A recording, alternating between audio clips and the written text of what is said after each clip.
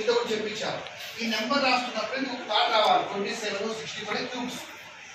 1 cube 1 కదా, 27 దేని cube అది 3 క్యూబ్, 64 4 క్యూబ్. అంటే 1 క్యూబ్ 3 క్యూబ్ 4 క్యూబ్స్ ఉన్నాయి, అన్ని క్యూబ్స్ ఉన్నాయి. మరి ఇక్కడ కూడా నెంబర్స్ ఉన్నాయి కదా, వాటిలో చెక్ చేయాలి. What is the logic? ఇక్కడ 5 ఉంది, ఇక్కడ 4 ఉంది, 1 క్యూబ్ ఇక్కడ. ఓకే, ఇక్కడ 7 ఉంది, 3 ఉంది. 7 - 3 ఎంత? ఇక్కడ ఏముంది? 4 క్యూబ్ ఉంది. ఇక్కడ 2 ఉంది, 8 ఉంది లోపల. 8 - 2 ఎంత? ఎంత రావాలి ఇప్పుడు? 6 క్యూబ్ ఎంత?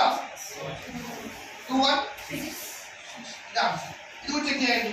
11 - 8 ఎంత అవుతుంది? 3. 11 - 8 3. ఇక్కడ ఏముంది?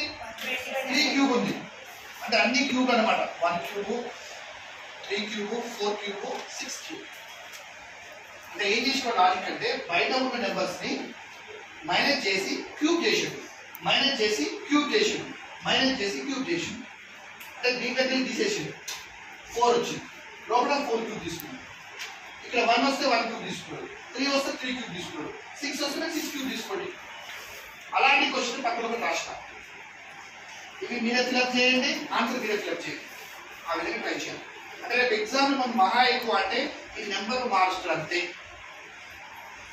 సెకండ్ క్వశ్చన్ మీరు రెడీ చేయొచ్చు, నెంబర్ తీసుకుని మీరే ఓన్గా సేమ్ డయాగ్రామ్ చేయండి. ఫస్ట్ నెంబర్ని మీరు ప్లాన్ చేయండి. Which number you want, your wish, but logic will be the same. Minus చేయడము, క్యూబ్ చేయడం. So likewise if you practice, you never forget the logics, you never forget the models. But elanti model ichina, when you see the numbers, you recognize, you recollect the logic, whether square or cube or గుర్తుపెట్టుకోవాలి. అది ఎట్లా వస్తుంది రోజు practice చేసుకుంటూ వస్తుంది. ఇప్పుడు ఇది చిన్న నెంబర్ కాబట్టి 27 64 అంటే మీకు గుర్తు రావాలి. ఇది క్యూబ్స్ కదా, 27 అంటే 3 క్యూబ్, 1 క్యూబ్ అన్నా 1. ఈ నెంబర్ మీకు గుర్తుపట్టాలి. 4 క్యూబ్ అంటే 64 sir, because you are writing every day. Squares cubes వచ్చినాయంటే దాదాపు ఈ వరకు 50% మీకు అర్థమైనట్టు లాజిక్స్.